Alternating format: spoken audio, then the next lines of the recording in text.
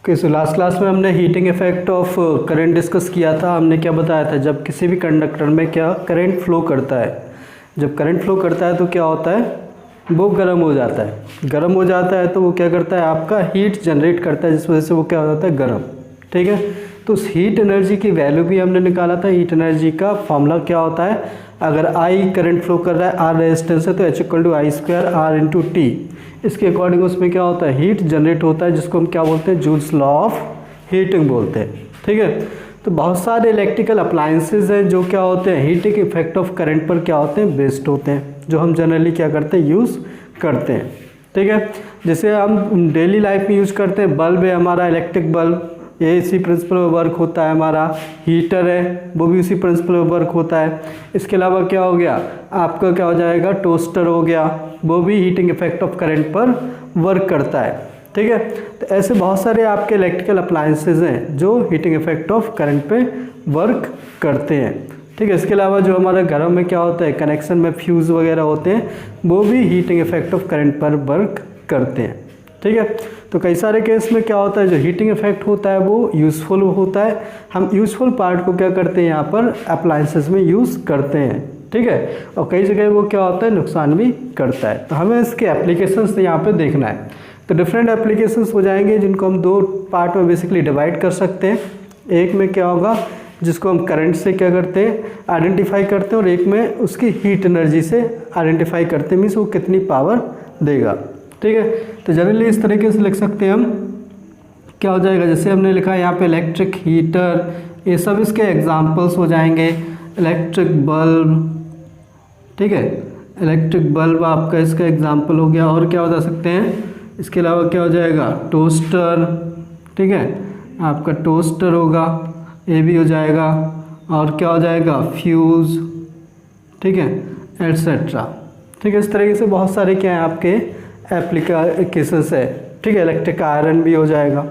ठीक है, तो हम एक दो एप्लीकेशन है जो हमारे बेसिकली दो पार्ट में डिवाइडेड है, उनको क्या कर लेते हैं, डिस्कस कर लेते हैं। ठीक है, जैसे हम सबसे पहला जो मेन एप्लीकेशन है वो क्या होता है आपका, इलेक्ट्रिक बल्ब। ठीक है, बल्ब को हम देखते हैं यहाँ पर। बल्ब क्या है हमारा, एक इम्पॉर्टेंट आपका क्या इलेक्ट्रिकल डिवाइस है, जो क्या होता है घरों में लाइट के लिए जनरली क्या होता है, यूज़ होता है। घरों में लाइट के लिए यूज़ होता है आपका बल्ब। ठीक है, तो बल्ब का बेसिक फंक्शन क्या होता है, बल्ब में क्या होता है, बल्ब का बेसिक अगर हम स्ट्रक्चर देखेंगे, बल्ब का बेसिक स्ट्रक्चर देखेंगे तो इस तरीके से हम बना सकते हैं बल्ब को। ठीक है, इस तरीके से बल्ब का डिजाइन होता है। इसमें क्या होता है, एक कांच का केस होता है, ग्लास केस होता है। ठीक है, जिसमें यहाँ से क्या होता है, यहाँ पर दो क्या होती है, पिन लगी रहती है, जहाँ से आपकी इलेक्ट्रिकल सप्लाई होता है। इसके अंदर क्या होता है, एक फिलामेंट लगा होता है। ठीक है, अंदर क्या होता है, इस तरीके से एक फिलामेंट लगा होता है। ठीक है, ये क्या होता है आपका फिलामेंट, किस चीज़ का फिलामेंट होता है, टंगस्टन का फिलामेंट होता है। टंगस्टन का फिलामेंट होता है। ये क्या होता है, ग्लास केस होता है। ठीक है, कांच का बॉक्स मान सकते हो। और इसके अंदर क्या भरी होती है, गैस। ठीक है, क्या भरी होती है, नाइट्रोजन और ऑर्गन गैस का मिक्सचर भरा होता है। ठीक है, गैस मिक्सचर भरा होता है। इस तरीके से ये सिंपल सा इसका क्या होता है, स्ट्रक्चर होता है बल्ब का। ठीक है, तो इसमें क्या होता है बेसिकली इस तरीके से होता है, जब भी क्या करते हैं हम इसको इलेक्ट्रिसिटी सप्लाई करते हैं, इसका स्विच ऑन करते हैं, तो हमारा जो टंगस्टन फिलामेंट है वो क्या होता है, ग्लो करता है, चमकने लगता है। चमकने लगता है मीन्स कैसे चमकता है, वो गर्म हो जाता है। गर्म हो जाता है तो क्या होता है, गर्म हो जाता है तो वो अपनी सराउंडिंग की जो गैस है उसको भी गर्म कर देता है, और उसके गर्म होने से क्या होता है, आपको ज़्यादा लाइट मिलने लगती है। ठीक है, तो इस तरीके से इलेक्ट्रिक बल्ब आपका फंक्शन करता है। तो यहाँ पे जो टंगस्टन फिलामेंट है, टंगस्टन फिलामेंट ठीक क्यों लेते हैं, बिकॉज टंगस्टन का जो मेल्टिंग पॉइंट क्या होता है, हाई होता है। क्या होता है टंगस्टन का, इसका हाई मेल्टिंग पॉइंट होता है। ठीक है, हाई मेल्टिंग पॉइंट होता है। और क्या होता है, हाई रेजिस्टेंस भी होता है। High melting point, high resistance की वजह से ये क्या देता है, ज़्यादा हीट देता है, हीट ज़्यादा देगा।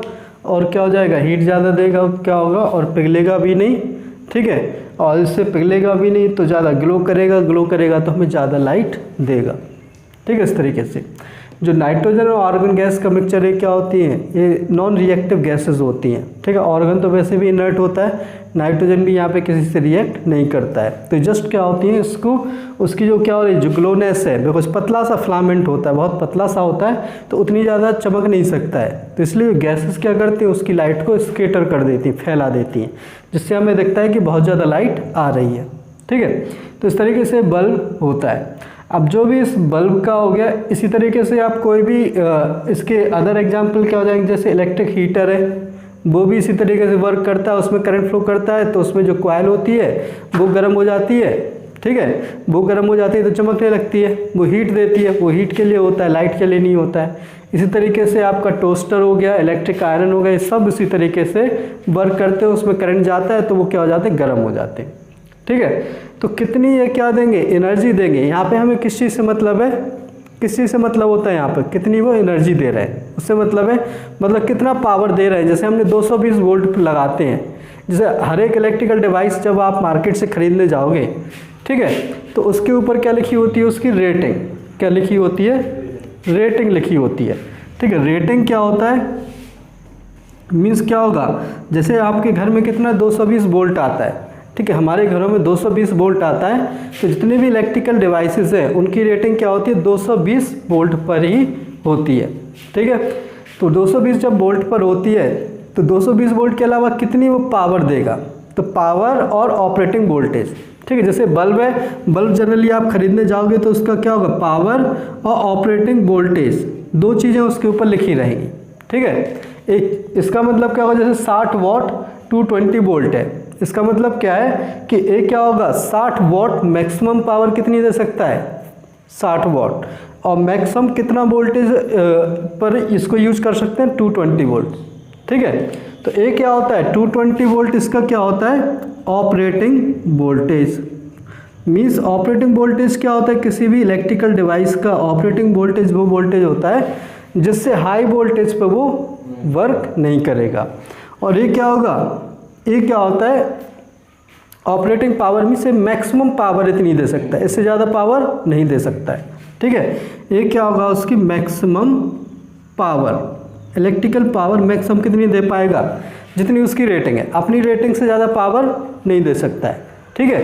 तो ये मैक्सिमम वोल्टेज हो गया, इससे ज़्यादा वोल्टेज पे काम नहीं करेगा और इससे ज़्यादा पावर नहीं देगा। कम पे तो कर सकता है, अगर कम वोल्टेज पे काम करेगा तो कम पावर देगा, और ज़्यादा वोल्टेज पे काम करेगा तो क्या होगा, फ्यूज हो जाएगा, ख़राब हो जाएगा, ठीक है। तो किसी भी इलेक्ट्रिकल डिवाइस जो बल्ब है उसकी रेटिंग क्या होती है, इस तरीके से उसकी पावर और उसका ऑपरेटिंग वोल्टेज, ठीक है, दो चीज़ें से उसकी रेटिंग बताते हैं।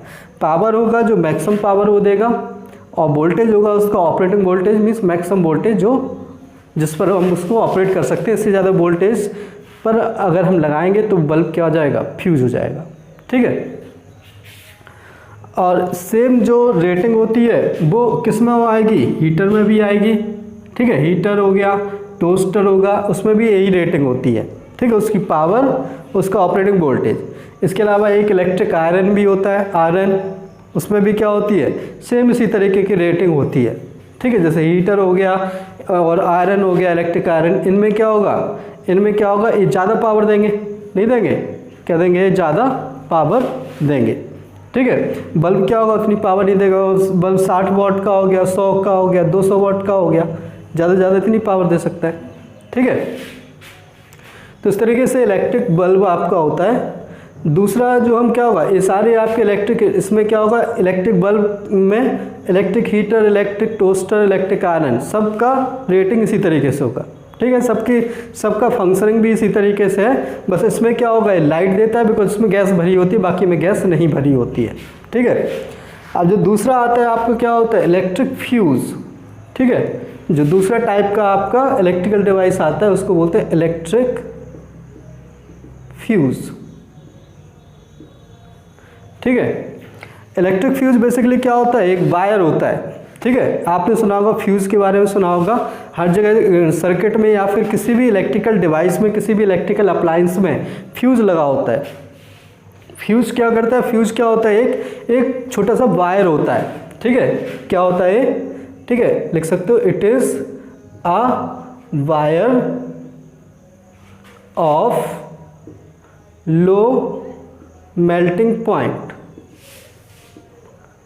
इसका मेल्टिंग पॉइंट क्या होता है, लो होता है, ठीक है, लो मेल्टिंग पॉइंट का वायर होता है, connected in series with the appliance. इसको कहाँ पे कनेक्ट करते हैं, सीरीज में,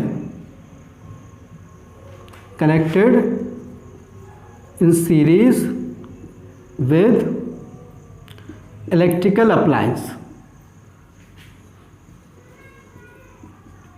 मीन जो भी आपकी इलेक्ट्रिकल डिवाइस है उसके साथ इसको डायरेक्टली सीरीज में लगाते हैं, ठीक है। बेसिक पर्पज इसका क्या होता है फ्यूज़ का, कि जैसे क्या हो गया, अगर इलेक्ट्रिकल जो अप्लायंस इलेक्ट्रिकल डिवाइस है उसमें अगर आपका ज़्यादा करंट आ गया, ठीक है, ज़्यादा करंट आ गया तो क्या होगा, वो जो आपकी डिवाइस ख़राब हो जाएगी, नहीं हो जाएगी।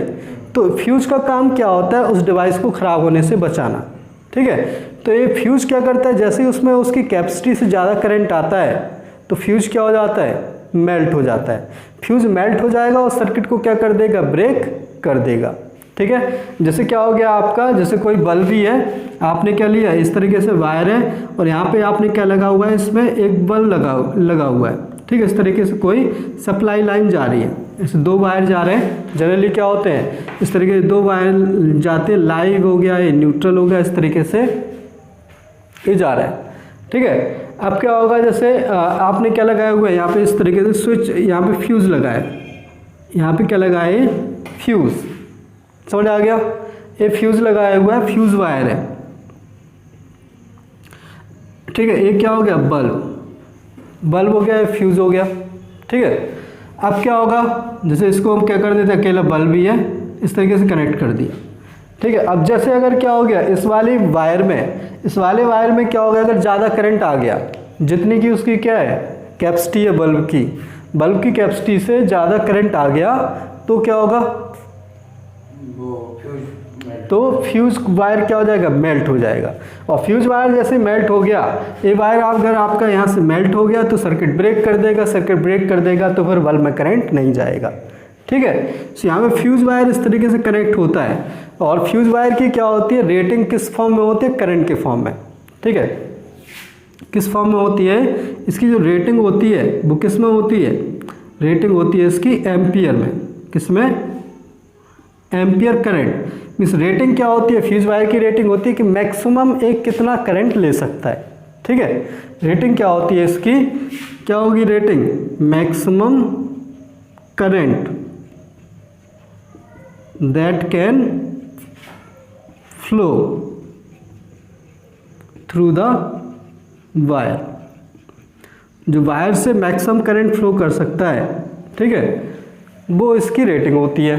तो जैसे फ्यूज़ वायर जो आते हैं, जैसे 1 एम्पियर हो गया, 2 एम्पियर हो गया, 3 एम्पियर हो गया, 4 एम्पियर हो गया, एंड सो ऑन। इस तरीके से ये क्या होते हैं, इनकी रेटिंग के वायर आते हैं, ठीक है। जैसे बल्ब है, बल्ब क्या ले सकता है आपका, बल्ब मैक्सिमम 2 एम्पियर करंट ले सकता है। बल्ब अगर आपका 2 एम्पियर करंट ले सकता है मैक्सिमम, तो आप फ्यूज़ क्या लगाओगे, 2 एम्पियर से ज़्यादा का नहीं लगाओगे, समझ आया। बल्ब क्या होगा, 2 एम्पियर से ज़्यादा करंट नहीं ले सकते, 2 एम्पियर से ज़्यादा का फ्यूज़ हम नहीं लगाएंगे, ऐसा में, ठीक है। सो अगर हमने यहाँ पे 2 एम्पियर का फ्यूज़ लगा दिया और करंट कितना आ गया, 3 एम्पियर, तो ये फ्यूज़ क्या हो जाएगा, मेल्ट हो जाएगा, पिघल जाएगा, और पिघल जाएगा तो क्या होगा, सर्किट को ब्रेक कर देगा, ठीक है। और ब्रेक कर देगा तो क्या होगा, ये डिवाइसेस को क्या रखेगा, सेफ रखेगा, ठीक है। तो ध्यान रखना है, ये क्या होता है, फ्यूज़ वायर होता है जिसकी रेटिंग किस में होती है, एम्पियर में मीन्स कितना मैक्सिमम करंट वो ड्रॉ कर सकता है, ठीक है। और बेसिक पर्पज़ क्या होता है, फ्यूज़ वायर का बेसिक पर्पज़ होता है to protect the electrical device from short circuit, ठीक है। किसी भी टाइप के शॉर्ट सर्किट से उसको बचाने के लिए क्या करते हैं, उसको सीरीज में कनेक्ट करते हैं, ठीक है। ये बेसिक इसका पर्पज़ होता है, ठीक है। लिख सकते हो, it is used to protect any electrical device from short circuit, ठीक है, when overload when overloading current flows through the wire. ठीक है, जब ज़्यादा करंट आ जाती है, ठीक है, तो ज़्यादा करंट आ जाएगा तो क्या होगा, उसको शॉर्ट सर्किट से बचाने के लिए फ्यूज़ वायर क्या हो जाएगा, मेल्ट हो जाएगा और उसको सर्किट से डिस्कनेक्ट कर देगा। ठीक है, तो इसकी क्या होगी, रेटिंग होगी 1 एम्पियर, 2 एम्पियर, 3 एम्पियर। इस तरीके से क्या होगा, फ्यूज़ वायर आपका आता है। आपकी जो डिवाइस है उसकी मैक्सिमम करंट कैपेसिटी कितनी है, उसके हिसाब से फ्यूज़ वायर हम यूज़ कर सकते हैं। ठीक है, जैसे यहाँ पर है आपकी, यहाँ पर इसका बल्ब है, बल्ब का ये रेटिंग है, इतना बल्ब मैक्सिमम पावर ले सकता है, इतना बल्ब मैक्सिमम वोल्टेज ले सकता है। तो इन दोनों को यूज करके क्या कर सकते हैं, हम यहाँ से इसकी रेटिंग निकालेंगे, करंट रेटिंग निकालेंगे। ये उसकी वोल्टेज रेटिंग है, ये इसकी पावर रेटिंग है। ठीक है, वोल्टेज रेटिंग और पावर रेटिंग से अभी हम पावर पढ़ेंगे तो पावर वाले फॉर्मूले से क्या निकाल लेंगे, उसकी करंट रेटिंग कि मैक्सिमम करंट कितना ले सकता है, और करंट रेटिंग आ जाएगा। करंट रेटिंग आ जाएगा तो क्या होगा, उस करंट रेटिंग के हिसाब से फ्यूज़ वायर लगा देंगे। ठीक है, तो फ्यूज़ वायर लगा देंगे तो हमारी इलेक्ट्रिकल डिवाइस क्या रहेगी, सेफ रहेगी। समझ आ गया। तो इस तरीके से क्या था ये बेसिकली जो हमारे क्या है, कुछ हमारे जो इलेक्ट्रिकल डिवाइसेस हैं वो क्या हो जाएगा, वो हीटिंग इफेक्ट ऑफ करंट पर किस तरीके से वर्क करते हैं, ये इसके क्या हो जाएंगे, हीटिंग इफेक्ट ऑफ करंट के एप्लीकेशन हो जाएंगे। समझ आ गया। ठीक है, तो इस तरीके से हम क्या कर सकते हैं, ध्यान रख सकते हैं कैसे हमारा क्या होता है, हीटिंग इफेक्ट ऑफ करंट हमारे इलेक्ट्रिकल डिवाइसेस में यूज़ होता है। ठीक है, चलिए अब आगे चलते हैं हम। इसका जो लास्ट सेगमेंट बचा है हमारा electrical power, heating effect of current के आगे हीटिंग इफेक्ट ऑफ करंट और इलेक्ट्रिकल एनर्जी से रिलेटेड ये आपका इलेक्ट्रिकल पावर। नेक्स्ट साइड डाल लेते हैं इलेक्ट्रिक पावर।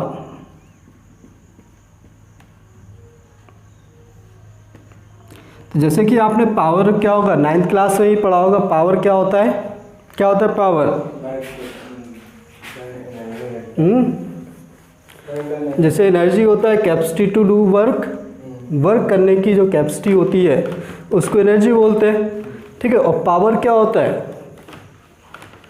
पावर क्या होता है, द रेट ऑफ वर्क, यही होता है किस रेट से आप वर्क कर रहे हैं, मीन्स यूनिट टाइम में आप कितना वर्क कर रहे हैं, वही क्या होता है, पावर होता है। ठीक है, इसको क्या बोलते हैं, रेट ऑफ वर्क डन, क्या बोलते हैं, रेट ऑफ वर्क, और इसी को क्या बोल सकते हैं, rate of flow of energy. ठीक है, क्या बोल सकते हैं, rate of flow of, rate of flow of energy is called power, इसी को पावर बोलते हैं। बस एनर्जी कौन सी है वो ध्यान रख सकते हैं। ठीक है, एनर्जी कौन सी है, यहाँ पे इलेक्ट्रिकल पावर बात कर रहे हैं तो एनर्जी कौन सी होगी, इलेक्ट्रिकल एनर्जी। समझ आ गया। सो इलेक्ट्रिक पावर यहाँ पे लिखेंगे, इलेक्ट्रिक पावर इक्वल टू क्या आएगा, electric energy upon time. Rate का मतलब तो यही होता है कि यूनिट टाइम में कितनी एनर्जी क्या हो रही है, कंज्यूम हो रही है या जनरेट हो रही है। समझ आया, कितनी एनर्जी फ्लो हो रही है, जनरेट हो रही है, कंज्यूम हो रही है, मीन्स क्या हो जाएगा यूनिट टाइम में, उसको क्या बोलेंगे, इलेक्ट्रिक पावर। तो पावर को किससे लिखते हैं, पी से, पावर को पी से, इलेक्ट्रिकल एनर्जी को एच से, H by T. T time में एच एनर्जी आपकी फ्लो हुई या कंज्यूम हुई या फिर जनरेट हुई, तो इलेक्ट्रिक पावर क्या आ जाएगा, P equal to H by T. ठीक है, तो ये आपकी क्या हो जाएगी, इलेक्ट्रिक पावर हो जाएगी। तो अगर आपके पास क्या है, कोई भी इस तरीके से कंडक्टर है, ठीक है, कंडक्टर है जिसमें क्या होगा, जिसके अक्रॉस आपने कुछ पोटेंशियल डिफरेंस V लगाया हुआ है, इसमें I करंट फ्लो कर रहा है और इसका रेजिस्टेंस क्या है, R। इसका रेजिस्टेंस ले लेते हैं हम, R रेजिस्टेंस ले लेते हैं। तो इलेक्ट्रिकल एनर्जी का फॉर्मूला क्या बताया था हमने, इलेक्ट्रिकल एनर्जी का फॉर्मूला बताया था H इक्वल टू VIT, इसके अलावा H equal to I square RT, और क्या बताया था, अगर आप क्या रखते हो, ठीक है, क्या हो जाएगा, यहाँ से पावर क्या लिख सकते हो, पावर लिख सकते हो, यहाँ से क्या लिखेंगे, पावर लिख सकते हैं, क्या होगा, H इक्वल टू VIT रखेंगे, VIT रखेंगे तो यहाँ से पावर क्या हो जाएगा, V इंटू आई, ये आ जाएगा। ठीक है, बिकॉज H क्या होता है, H होता है VIT, टी टाइम में अगर इतना करंट फ्लो कर रहा है। इसके अलावा पावर को क्या लिख सकते हैं हम, I²RT, ये भी लिख सकते हैं I²RT, बिकॉज H क्या होता है, H होता है आपका I²R, ये हो जाएगा। ठीक है, इसके अलावा I²RT, इसके अलावा हम क्या लिख सकते हैं, P को V²/R भी लिख सकते हैं, P को क्या लिख सकते हैं, V²/R, ये भी लिख सकते हैं। P इक्वल टू क्या हो जाएगा, V²/R, बिकॉज क्या होता है H क्या होता है, H इक्वल टू होता है आपका V²/R इंटू T। ठीक है, इस तरीके से क्या हमारे तीन फॉर्मूले आ जाएंगे किसके, पावर के। जैसे तीन फॉर्मूले हमारे किसके, इलेक्ट्रिकल एनर्जी के थे, वैसे किसी भी कंडक्टर में पावर के, इलेक्ट्रिकल पावर के तीन फॉर्मूले आएंगे। P equal to V into Y, P equal to I²R, I²R T नहीं है यहाँ पे, I²R हो जाएगा, और पावर क्या हो जाएगा, V²/R। समझ आ गया। ठीक है, तो इस तरीके से क्या होता है आपका पावर होता है। ठीक है, इसकी अगर हम क्या करेंगे, यूनिट देखेंगे, यूनिट क्या होती है पावर की, SI यूनिट आपको पता होगा क्या होती है, वॉट। क्या होती है, वॉट SI यूनिट होती है। ठीक है, SI यूनिट क्या होती है पावर की, वॉट। वॉट को किससे लिखते हैं, W से, वॉट को W से लिखते हैं। अगर आपसे बोला जाए कि यहाँ पे 1 वॉट पावर क्या है, 1 वॉट पावर क्या है, तो यहाँ पे P इक्वल टू क्या हो जाएगा, V into Y, P equal to V into Y होगा। अगर हम क्या लिखते हैं, V equal to 1 volt, V equal to 1 volt और I equal to 1 ampere, so P equal to क्या आएगा, P इक्वल टू आ जाएगा 1 वॉट, नहीं आएगा। V की वैल्यू 1 रखो, I की वैल्यू यहाँ पे 1 रखो, तो P इक्वल टू 1 आएगा, यूनिट क्या होगी, वॉट। ठीक है, सो यहाँ पे क्या हो जाएगा, 1 वॉट क्या होता है, 1 watt equal to 1 volt ampere. जहाँ पे भी 1 वोल्ट एम्पियर आएगा उसको क्या लिखेंगे, 1 वॉट। कैसे देख लेते, 1 वॉट पावर क्या होता है, 1 वॉट पावर क्या होगा। अगर हम क्या करते हैं, किसी भी कंडक्टर के across 1 volt potential difference apply करते हैं और उसमें कितना करंट फ्लो करता है, 1 एम्पियर, तो उसमें कितना पावर होगा, 1 वॉट। ठीक है, तो इसको हम लिख सकते हैं 1 वॉट की definition, if 1 volt potential difference is applied across the conductor and 1 ampere current flows through the conductor, then power in the conductor क्या हो जाएगा, then power in the conductor is called 1 watt। ठीक है, so इसकी क्या हो जाएगी, simple सी definition हो जाएगी 1 watt। समझ आ गया। ठीक है, तो इसकी क्या होती है, SI यूनिट हो जाएगी 1 watt की। इसको हम क्या कर सकते हैं, डिफाइन कर सकते हैं। अब इसमें एक और चीज़ है, पावर के साथ साथ हम क्या होगा, हमें पावर की SI यूनिट क्या होती है, वॉट। वॉट के टर्म्स में हम किसकी SI यूनिट लिख सकते हैं, इलेक्ट्रिकल एनर्जी की भी एक नई यूनिट होती है जो कॉमनली यूज़ होती है। ठीक है, जिसके टर्म्स में क्या होता है, हमारा जो घर का इलेक्ट्रिसिटी बिल है वो भी उसी के टर्म्स में आता है। ठीक है, इसको क्या बोलते हैं, किलोवाट आवर, किलोवाट आवर के फॉर्म में हम इसको यूज़ करते हैं। ठीक है, तो देख लेते हैं क्या होता है। जैसे पावर की यूनिट क्या है, वॉट है, वॉट क्या होगी, एक छोटी यूनिट होगी। अगर आपको बड़ी यूनिट देखना है तो बड़ी यूनिट क्या हो जाएगी, बड़ी यूनिट अगर आप लिखोगे यहाँ पर, जो लार्ज यूनिट्स होंगी पावर की वो क्या होंगी, जैसे क्या हो गया, किलोवाट। 1 किलोवाट कितना होगा, 1000 वाट होगा। ठीक है, 1 मेगावाट हो जाएगा, ये कितना होगा, 10⁶ वाट। ये लार्जर यूनिट्स हो जाएगी। ठीक है, सो यहाँ पर हम यूनिट देखते हैं, अगर क्या होगा, जो unit of electricity, new unit of electrical energy, जो इलेक्ट्रिकल एनर्जी की जो नई यूनिट वो हम किस तरीके से निकालते हैं। ठीक है, ये कौन सी यूनिट है, किलोवाट आवर। ठीक है, सो यहाँ पे हम अगर इलेक्ट्रिकल एनर्जी को लिखते हैं H इक्वल टू क्या होगा, P इंटू टी, नहीं होगा, H equal to P equal to लिखा था हमने H/T, तो H equal to P into T होगा। P क्या था, पावर, T क्या था, टाइम, यही तो था। अगर पावर क्या लेते हैं हम, पावर क्या होता है 1 वॉट, और टाइम कितना लेते हैं 1 आवर। ठीक है, सो इलेक्ट्रिकल एनर्जी क्या हो जाएगी, इलेक्ट्रिकल एनर्जी हो जाएगी H equal to 1 watt hour होगी। So 1 watt hour electrical energy क्या होगी, अगर 1 वाट पावर 1 आवर के लिए क्या होता है, यूज़ होता है, तो इलेक्ट्रिकल एनर्जी कितनी होगी, 1 वाट आवर। ठीक है, अगर हम पावर क्या लेते हैं, पावर को किस में लेते हैं, 1 किलोवाट में, 1 किलोवाट में लेते हैं, और टाइम क्या लेते हैं, 1 आवर में। तो पावर क्या हो जाएगा, एनर्जी क्या हो जाएगी, इलेक्ट्रिकल एनर्जी 1 किलोवाट आवर नहीं होगी, इलेक्ट्रिकल एनर्जी क्या हो जाएगी, 1 किलोवाट आवर। समझ आ गया। सो 1 किलोवाट आवर ये क्या होती है, जनरली क्या होती है, इलेक्ट्रिकल एनर्जी की यूनिट यूज होती है किलोवाट आवर। किलोवाट आवर किसकी यूनिट है, इलेक्ट्रिकल एनर्जी की। तो आपसे पूछा जाए कि 1 किलोवाट आवर इलेक्ट्रिकल एनर्जी कितनी एनर्जी है, तो हम क्या बोलेंगे कि अगर 1 किलोवाट पावर 1 आवर के लिए यूज़ होता है तो जो इलेक्ट्रिकल एनर्जी कितना यूज़ होगा, 1 किलोवाट आवर। ठीक है, तो सिंपल सी डेफिनेशन लिख सकते हो 1 किलोवाट आवर का, 1 किलोवाट आवर क्या होगा, 1 kilowatt hour is the energy, electrical energy consumed, 1 kilowatt hour is the electrical energy consumed for 1 hour, या फिर 1 kilowatt hour is the electrical energy used for 1 hour. 1 घंटे के लिए जो इलेक्ट्रिकल एनर्जी यूज हुआ है, ठीक है, कितना, 1 किलोवाट। 1 घंटे के लिए कितना, 1 किलोवाट अगर पावर यूज हुआ है तो कितनी इलेक्ट्रिकल एनर्जी होगा, वो 1 किलोवाट आवर के बराबर होगा। समझ आ गया है। ठीक है, सो नई यूनिट होती है जिसको हम जनरली यूज़ करते हैं, और यही यूनिट क्या होती है आपकी, जो घर में जो इलेक्ट्रिसिटी का बिल आता है, इलेक्ट्रिसिटी का बिल किस बेसिस पे आता है कि आपने कितने यूनिट यूज़ किया।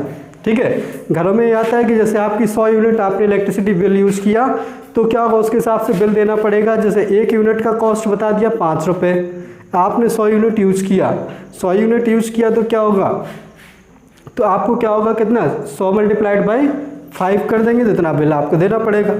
ठीक है, सो 1 यूनिट ऑफ इलेक्ट्रिसिटी क्या होता है, वो 1 किलोवाट आवर ही होता है। ठीक है, 1 unit of electricity,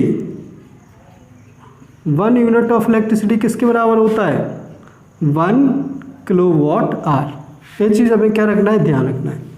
1 unit of electricity means electricity, 1 unit का मतलब क्या होता है, 1 kilowatt our electrical energy consume. ठीक है, आपके घर में क्या होगा, अगर आपका बिल 1 यूनिट आया मतलब आपने कितनी एनर्जी कंज्यूम की है, 1 kilowatt our. 1 kilowatt our electrical energy means आपने 1 घंटे में 1 किलोवाट पावर कंज्यूम किया है। समझ आ गया। तो इस पर कैलकुलेशन वाले क्वेश्चंस भी आते हैं आपके कि किलोवाट आवर से क्या निकाल सकते हैं आप, इलेक्ट्रिकल एनर्जी, अपनी इलेक्ट्रिसिटी का बिल निकाल सकते हैं on the basis of unit. समझ आ गया। ठीक है, सो ये क्या हो गया, आपकी इलेक्ट्रिकल एनर्जी की यूनिट होगी on the basis of power, और पावर की यूनिट होगी, ये आपको क्या रखना है, ध्यान रखना है। ठीक है, नेक्स्ट इस पर क्या करते हैं, हम इस पर क्वेश्चन करते हैं पावर और इलेक्ट्रिकल एनर्जी की जो नई यूनिट है, इस पर क्वेश्चन करेंगे। ठीक है, इसमें एक चीज़ और देख लेते हैं, 1 किलोवाट आवर मीन्स कितनी इलेक्ट्रिकल एनर्जी को अगर हम जूल से कंपेयर करेंगे, जूल में कितनी इलेक्ट्रिकल एनर्जी के बराबर होगा। ठीक है, सो अगर हम 1 किलोवाट आवर देखते हैं, 1 किलोवाट, सो 1 किलोवाट क्या होता है था, 1 किलोवाट आवर का मतलब क्या होगा, 1 किलोवाट क्या हो जाएगा, 1 किलोवाट इंटू 1 आवर, यही तो था। अब 1 किलोवाट कितना था, 1 किलोवाट को वाट में बदलेंगे तो क्या आएगा, 1000 वाट इंटू 1 आवर, यही होगा, होगा कि नहीं होगा, 1000 वाट इंटू 1 आवर। अब 1000 वाट, वाट क्या होता है, जूल पर सेकेंड, क्या होता है, जूल पर सेकेंड, इंटू 1 आवर कितना होता है, 3600 सेकेंड, यही होता है। 1 घंटे में कितने सेकेंड होते हैं, 3600। ठीक है, वाट होता है जूल पर सेकेंड, और क्या होता है, आर क्या होगा, 1 आवर कितना होगा, 3600 सेकेंड से सेकेंड कट गया, बाकी मल्टीप्लाई कर देंगे तो क्या आ जाएगा, तो आपका आ जाएगा 1 kilowatt hour is equal to कितना, ये क्या होगा, 5 जीरो आएंगे तो एक होगा 3.6 इंटू 10⁻⁶ इतना जूल। ये वैल्यू हमें क्या रखना है, यहाँ पे याद रखना है। ठीक है, इंपॉर्टेंट वैल्यू है। इस 1 किलोवाट आवर इलेक्ट्रिकल एनर्जी किसके बराबर होगा, 3.6 इंटू 10⁻⁶ जूल के बराबर। समझ आ गया। तो कई जगह अगर आपको जूल में वैल्यू कैलकुलेट करना है तो हम 1 किलोवाट आवर को क्या रख सकते हैं, 3.6 इंटू 10⁻⁶ जूल रख सकते हैं। ठीक है। तो ये बेसिकली इलेक्ट्रिकल एनर्जी की यूनिट है, एक किलोवाट आवर में और एक क्या हो जाएगा जूल में। ठीक है, इस पर हम क्या करते हैं, इस पर दोनों पे क्वेश्चन करते हैं, पावर पर और इलेक्ट्रिकल एनर्जी की यूनिट पर।